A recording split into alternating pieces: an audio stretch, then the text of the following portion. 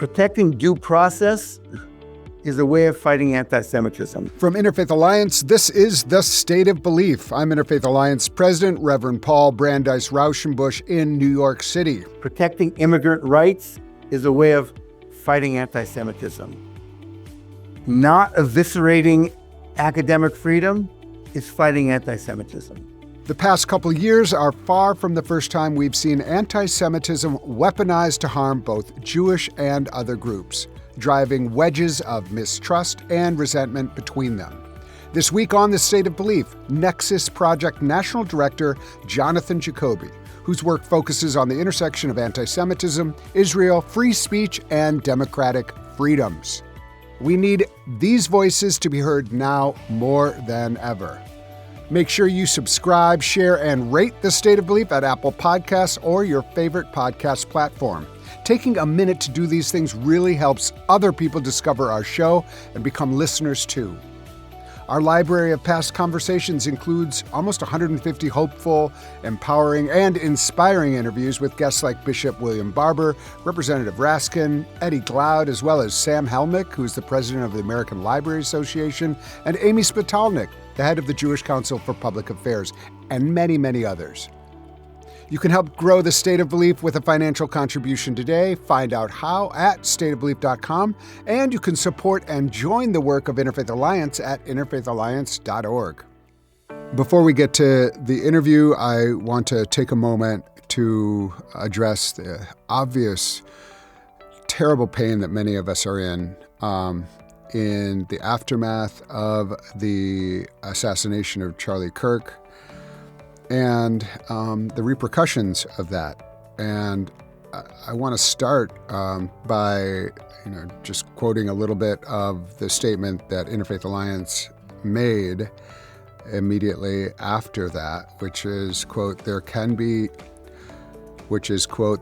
never be any tolerance whatsoever for political violence, which threatens the safety of all communities and of democracy itself. And it's important for me to be clear about that. Condemning political violence, perhaps especially when it is aimed at someone with whom I disagreed on almost every issue, and whose views really harmed many people I loved, and directly undermined my own life and my marriage to my husband. I really would love to say to each one of you that I'm aware of how painful this moment is. I'm aware of the way that this terrible event has been weaponized to silence people and to stoke fear. And many people have used the words like war and retribution and, blaming an entire swath of an American public for this one shooter's acts. And so I just want to offer you my encouragement, my hope that you will take care of yourself, take time for yourself, with your family, with your loved ones, find ways to go into nature, laugh, get off social media, whatever, and care for your spirits, care for your heart, and then alongside that, I would hope that in whatever ways seem right, that each of us will access the courage that this moment requires. That will look very different for each of us, and I want to make sure that everyone is being safe. But we need to be courageous. I'll say it once more. The root of courage is core, the Latin word core, which is heart, which is love, and really out of love for one another, love for our communities, love for our country. We need to be courageous. We need to speak out and say, we don't need to have all of our freedoms erode and we condemn political violence in this moment. and not use an act of political violence to further erode our democracy and to further erode our freedoms. And so just a message of hope and courage, and to let you know that I, as Paul Rauschenbusch, and as the president of Interfaith Alliance, and as a minister, am sending you love and sending you hope and courage in this moment, and look forward to coming up alongside you in the days and weeks to come. And now to my guest. Jonathan Jacoby is National Director of the Nexus Project, an organization committed to combating anti-Semitism, upholding free speech, and preserving pluralistic democracy in the United States. Jonathan has a long history in social justice work, with roles like founding executive director of the New Israel Fund and the founding executive director of the Israel Policy Forum. Since 2024, he has led the Nexus Project, building on his earlier leadership of the Nexus Task Force, which developed the influential Nexus document, a resource defining anti-Semitism in the context of Israel. Jonathan's work centers on navigating the often tense intersection of anti-Semitism, political criticism of Israel, and democratic freedoms which rest on the values of religious liberty and civic equity. This conversation couldn't be more timely. Jonathan, welcome to the State of Belief. Thank you. Good to be here. So let's talk about how you got here, because this is an incredible resume, and you kind of have gone into one of the most difficult conversations, also rewarding but challenging conversations in American life today. Where are you coming from? What is your family background? And how did you arrive at taking such influential positions over the course of the last decades? Well, I'm a child of survivors, and I have an enormous commitment to Israel.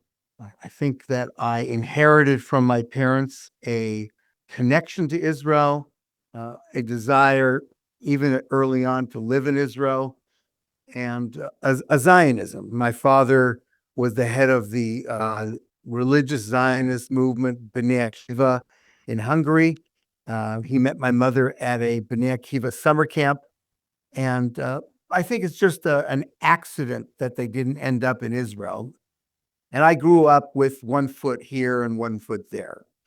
I'm also an American, obviously, and very committed to and have benefited enormously from living in a democracy, living in a country where Jews experience freedom and prosperity like they never have in their history, really. When I was working for New Israel Fund, the second time, I worked for New Israel Fund twice, and the second time, which was about 10 years ago, I noticed that there were people in progressive circles who were hesitant to talk about Israel. It was like the third rail of progressive politics. And I think they were concerned about, maybe actually afraid, that they were going to be labeled anti-Semitic because of their criticism of Israel. And I thought that was bad for Israel. My initial thinking was that when I ran Israel Policy Forum, we were committed to helping to bring about a healthy American diplomatic approach to Israel, which included pressing Israel to reach an agreement, to agree to a compromise with the Palestinians. And I've always believed that external pressure, healthy pressure, loving pressure, was important for Israel to be able to make some of the concessions that it was going to need to make. And if there are elements in American policymaking, in this case, progressive elements, that are shut out of the conversation about what American policy should be, then it hamstrings American policy. And so my initial motivation was to open up the discourse by disentangling what is anti-Semitic and what's criticism. And that's where I came from. And that still remains one of those very important elements of work. One of the things that the Nexus document was trying to do was to define anti-Semitism on its own and also in relation to Israel. Can you say a little bit about what the Nexus document is and how you understand what anti-Semitism is in this moment that we're experiencing today? I think that a good way to look at this question is not to say what is and what isn't anti-Semitic, but to ask the question, when does something become anti-Semitic, or when is something anti-Semitic and when is it not? So, for example, any time that disagreement with Israel, protest against its policies, meets one of 3 or 4 standards, then it's anti-Semitic. If it employs an anti-Semitic trope, if it says Israel's war against Palestinians or the occupation of the West Bank, if it says that they are part of an international Zionist plot, that's anti-Semitic because it's using a classic trope. If the criticism of Israel denies Jews the right to define themselves, which entails the right to self-determination, then that's anti-Semitic. In other words, it's singling out Jews because they're Jews. It's okay to say, I don't believe in nation states, so then Israel shouldn't have a nation state. It's okay to define yourself as a Jew as a religion, like many Hasidim do, and okay, then they don't think there should be a state. But if what you're doing is you're saying Jews don't have that right, they don't have that right to define their own identity, that's anti-Semitic. If what you're advocating is going to bring harm to Jews, if you're advocating violence against Jews, that's anti-Semitic. And then the last criterion is holding Jews collectively responsible for the actions of the state of Israel. If you come to me and you say, Israel is unjust and you're to blame, if you protest in front of my house, that's anti-Semitic. Now, there are nuances to some things. Some things are very clear, right? If you say we're part of a global Zionist conspiracy, that's very clear. If you're protesting against an institution that has a placard outside that says support the Israel Defense Forces, then it doesn't matter if it's a Jewish institution or not. That's not what you're protesting against. But if you're blocking the entrance to a synagogue, you're denying Jews the right to pray, to worship, then you've crossed the line. I appreciate that getting into the specifics because that is so important right now. And I think you're doing an amazing job. And the Nexus, I've really appreciated the work of Rabbi Jill Jacobs and others, where they've really tried to say, okay, this is anti-Semitism and we have to name it. Talk a little bit about how all of this fits in this moment of authoritarianism and combating anti-Semitism, the very real anti-Semitism that exists, also in the framework of an authoritarian effort of the Trump administration, sometimes to perhaps weaponize this against universities and other, almost as a pretext for just attacking some of the universities. Is there a better way to, make Jewish students safe at universities rather than these broad-scale attacks against universities? So President Trump is trying to undermine our democracy. He's trying to weaken democratic institutions. He's trying to eviscerate academic freedom. And his weapon of choice, or at least one of his favorite weapons, is anti-Semitism, accusations of anti-Semitism. And we see it at universities, we see it at law firms. We're starting to see it in K through 12 schools. We're seeing it with unions. And the challenge is to figure out how to disarm him of that weapon, take that weapon out of his hands. The danger of that weapon is, first of all, it allows Jews, or it manipulates Jewish fear in order to achieve these authoritarian goals. Anti-Semites love that because it puts Jews in the middle. Right? Jews ultimately get blamed for cuts to cancer research and law firms not taking on certain cases. So it's the classic anti-Semitic tactic of scapegoating Jews.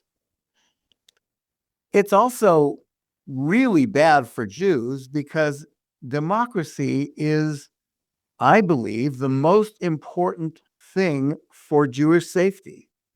I said it before, there has never been a better time. Even with the increase in anti-Semitism, there has never been a better time for Jews. And if we undermine the institutions that have made Jews safe, we're essentially engendering anti-Semitism. And then the third piece of it is that there are real dyed-in-the-wool anti-Semites, including in the Trump administration. And this just distracts attention from them. It gives them an excuse. And that relates to the second point that I wanted to make, which is that there are authoritarians who promote anti-Semitic ideas. You might even say they're anti-Semitic themselves, not just in the United States, but around the globe. The best example is Viktor Orban. Right? I have a friend who teaches Jewish text and Jewish history in Budapest, and he sees the anti-Semitism all around him. Yet Orban, because he says he's pro-Israel, gets away with being anti-Semitic. And there is that phenomena of sort of pro-Israel, often evangelical Christian, not all evangelical Christians, but some evangelical Christians, Zionist anti-Semites. It sounds like a contradiction in terms, but it's there. In fact, I think that the largest constituency, pro-Israel constituency in this country is not Jewish, but it's Christian. And those are people who at the same time, many of them, not all of them, believe that, and you may know a little bit more about Christian theology than I do, believe that when Christ returns, Jews will need to convert to Christianity, that our identities will be denied ultimately, which is classic anti-Semitism. Yeah. Well, I know about that. It is certainly not something I adhere to, but, is Christian Zionism. I mean, that's apocalyptic, and it's frankly like theology that engenders a kind of revelry in conflict because it indicates the end times are approaching.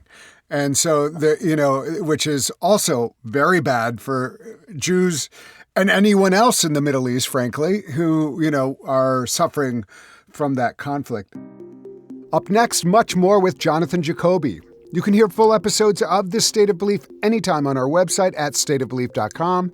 You'll also find links to topics we discussed this week, as well as transcripts and more. And make sure you subscribe, share, and rate The State of Belief at Apple Podcasts or your favorite podcast platform. You're listening to The State of Belief, where religion and democracy meet.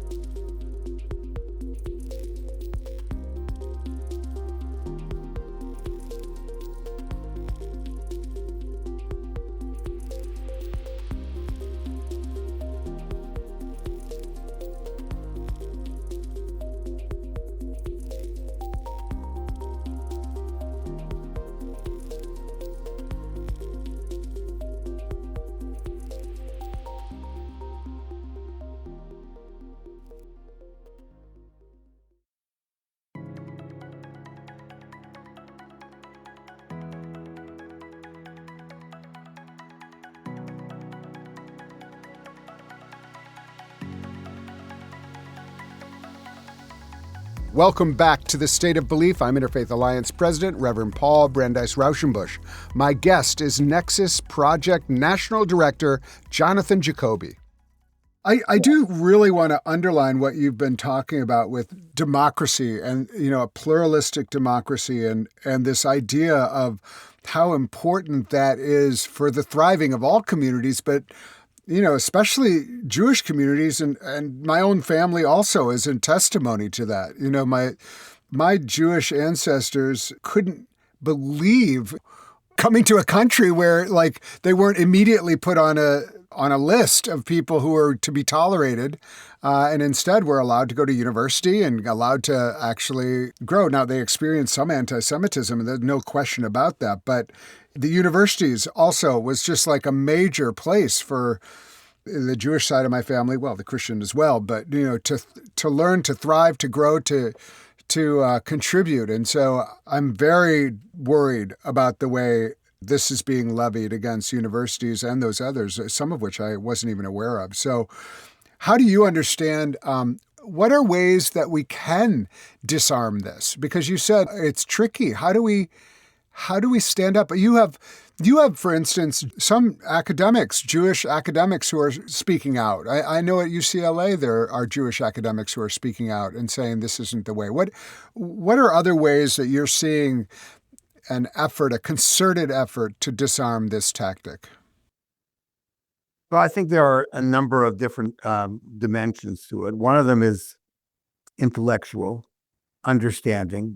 We can't fight anti-Semitism and we can't fight authoritarianism unless we understand anti-Semitism, and we can distinguish between anti-Semitism and non-anti-Semitism, right? We can recognize anti-Semitism, and we can name the efforts to weaponize anti-Semitism at the same time. And so we have, for example, a guide for identifying anti-Semitism on college campuses that delineates what is and what isn't, or when is something and when isn't anti-Semitic, along the lines that I spoke about before. I think that we need to understand the importance of intent and the importance of impact. Sometimes impact is part of a hate crime, and those things should be prosecuted. Sometimes impact creates discomfort and should lead to education and dialogue, not punishment. Uh-huh. The next dimension is civic. It's about civil society. We're not going to defeat or be able to successfully counter anti-Semitism on our own or in coalition with anti-Semites or people who enable anti-Semites. And I've already spoken about who they are. We're going to defeat anti-Semitism, or we're going to weaken those who enable and promote anti-Semitism by being in coalition with others who experience discrimination and prejudice in this country, other minorities, other targeted groups. And sometimes we're going to disagree with them. We might even have difficult disagreements with them. We might have harsh disagreements with them. We need to work it out. We need to start with the fundamental assumption that we're on the same side and figure out how to stay in coalition for the ultimate purpose of protecting our democracy. Then I think we need to press our leaders. We're not going to have any impact on what this president does, but there are many policymakers who can speak out, who can block things. We need to work on them. We need them to hear our voices. Yeah. I think that is so important. Are there any bright lights that you've seen, like any bright spots where you've seen, okay, someone really, we're in the middle of it right now and we're going through it. But have there been moments where you're like, okay, that was the right moment, that someone took advantage of this and said, I'm going to speak out? Have there been any leaders who have exemplified that kind of approach that you've outlined? Well, I think certainly leaders like Rabbi Jill Jacobs have Uh-huh. done that. Uh, Other groups in the Jewish community have done that. I think civil rights and civil liberties groups have uh, have worked to protect free speech uh, and to de-weaponize anti-Semitism. I think there are coalitions that can be formed both in civil society and in Congress. There was a coalition around freedom of speech, constitutional rights between Bernie Sanders and Rand Paul, both of Uh-huh. whom are civil libertarians, Yeah. to push back against efforts to adopt a definition of anti Semitism that weaponizes it. And then there are members of Congress who have really, really shown leadership on this. Uh, Congressman Raskin, Congressman Nadler, and others. And I would also say that there are members of Congress who have done the difficult work of speaking to their own communities and calling for serious reflection uh, about when they might be crossing a line. I think um, AOC is one of those who has really tried to understand when there is a line that's being crossed into anti-Semitism and spoken out in her own community about it. I think that's really important. Yeah. I remember that. And it was, and she received some flack about it, but she was really like, it was a moment where she really showed leadership. There's been, we're actually in a really, I think anybody who does care anything about Israel has to be concerned about the direction that Israel is taking right now. I mean, certainly, reading Friedman and others just about this ongoing war and what can be done about it. And as someone again who also grew up with a lot of Israel talk, in part because of Brandeis, but also my parents. Right now we're I think a lot of us are just kind of going, what's going on to this country? That we thought, and I've been several times and been on many, I just am curious how you're experiencing this because you grew up with that one foot in Israel, one foot in America. How is your well-being in this moment? Well, it's hard to accept the truth of what Israel's doing. As I said, Zionism is in my blood. I inherited it from my parents. And for their generation, it was not only a political response to vulnerability, but it was also the ethical foundation of a state that said it was going to be based on freedom and justice and peace. And it's hard to see that dream fading. It's hard to see Israeli government ministers trying to bury the possibility of a Palestinian state. It's hard to see Israel's devastating attacks on Gaza. Um, yeah, it's agonizing.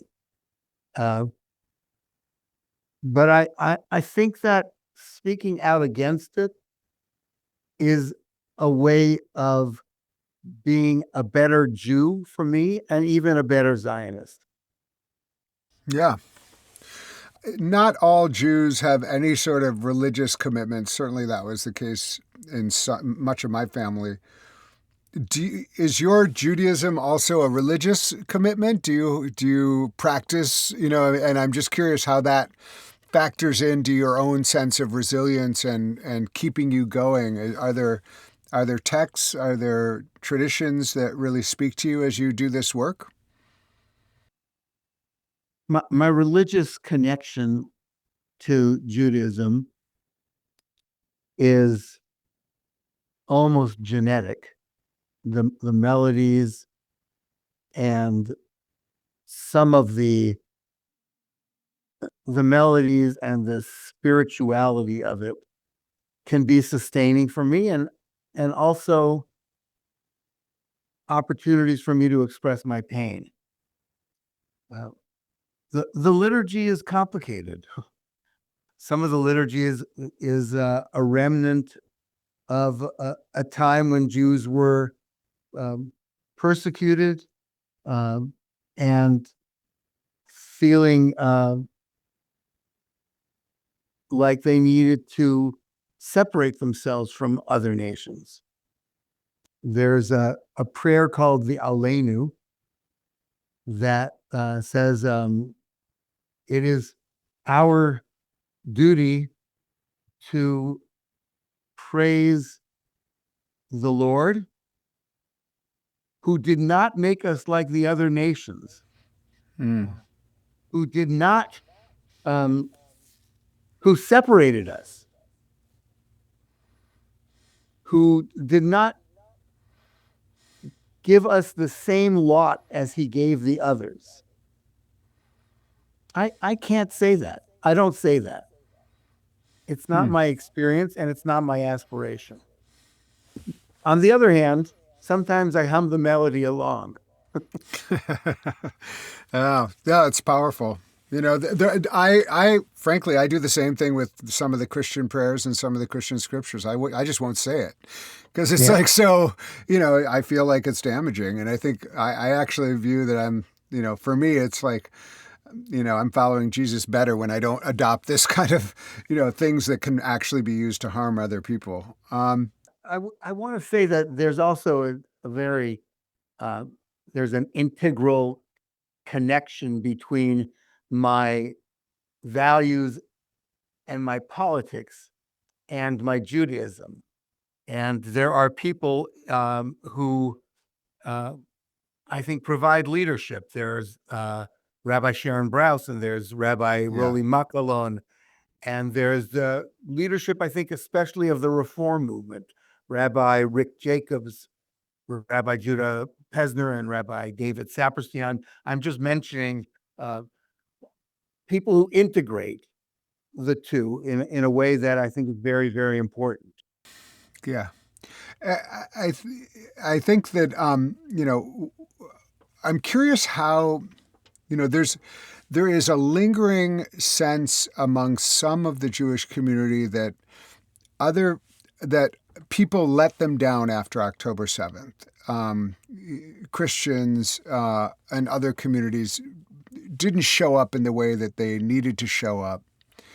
And I am curious how you understand, what is a way that you want Christian communities to show up right now for Jewish people, and recognizing that many people are horrified by what's happening in Israel? Like, how can those two things go hand in hand at the same time? Well, they do go hand in hand. I believe that too. I would hope that Christian communities will, first of all, be very clear about opposition to anti-Semitism, understand anti-Semitism in the ways that I described it, and speak to their own community about making sure that there's no place for anti-Semitism. I believe that the moral voice of Christian communities about what's happening in Gaza is essential, just as it was essential about what Hamas did. And it's true that that some of the voices were muted, some of the voices were wrong and hurtful to us. But I think that doesn't mean that they can't change. And in line with the point that I made before, that we're not going to fight this ourselves. We need allies. And I do believe that Christian communities are important allies. Yeah. I am curious, like, it's an old joke, but right now it doesn't feel like funny, is the kind of internal strife of the Jewish community and how like people are pointing fingers at one another and saying, even I'm sure you receive a lot of it, that you're not, the right kind of Jew or, I mean, it does feel like people are like, and we do this in other communities too, but like, how do we, it is tough to withstand criticism from outside our community. I think it's even tougher to withstand criticisms from inside our community. I'm curious how you experience that and what are your ways of dealing, being persevering in your own, path, which is kind of puts you in the center of a lot of hard conversations. First of all, I don't take anything personally, or I try not to take it personally. That helps. Secondly, I look for what a professor of mine once called the fraction of truth in what everybody has to say. Be respectful. There's a line from the Talmud that says, in a place where people don't act like human beings, that's the most important time to act like a human being. So just because they're not respectful doesn't mean that I shouldn't be respectful. And look for my allies. Understand that I am blessed with an opportunity to make a difference and embrace that. That fraction piece, I have never heard that, and that's powerful. I'm going to reflect on that. As an organization, can you join Nexus, or is Nexus like a think tank? Can you describe what Nexus is and how you would like people to interact with the resources that Nexus has? Use them. Nexus is in many ways a service. It is a resource. It is also an advocacy group. I think that people who are interested in and able to participate in advocacy efforts with American policymakers, we'd love to talk. We'd love to figure out how to collaborate with each other, and use our resources. And we've got a great website. Just go on the website, sign up so you get the information. What is it? What is the website? What's the website? nexusproject.us. Oh, .us. Okay, that's excellent. And you mentioned this before, but one of the things that Nexus, I guess through the Nexus document, is helping people understand what anti-Semitism is. And one of the tricks is that people are trying to. What you were talking about is like this is contextualized to some extent, but even defining anti-Semitism, there's a power struggle around those definitions, isn't there? I mean, or we have to adopt this one, or as opposed to what you're talking about is like some of it is contextualized. How does Nexus approach that? Like, because that feels like one of the trickiest things is like, what definition are we supposed to adhere to? And people are really trying to push forward one or another. How does Nexus fit into that?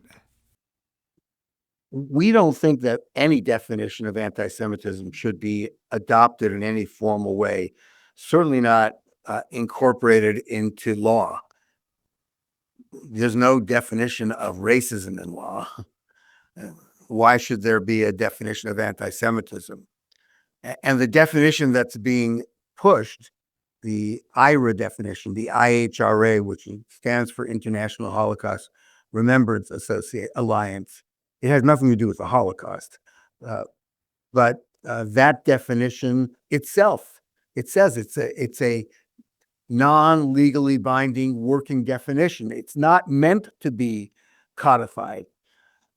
And it says it's contextual, but there are efforts to codify it, to metastasize it, and the only reason to do that is to use it as a litmus test and as a political weapon. And that's what we advocate against. We don't advocate for the Nexus document to be incorporated into law. The Biden administration had a landmark strategy for countering anti-Semitism.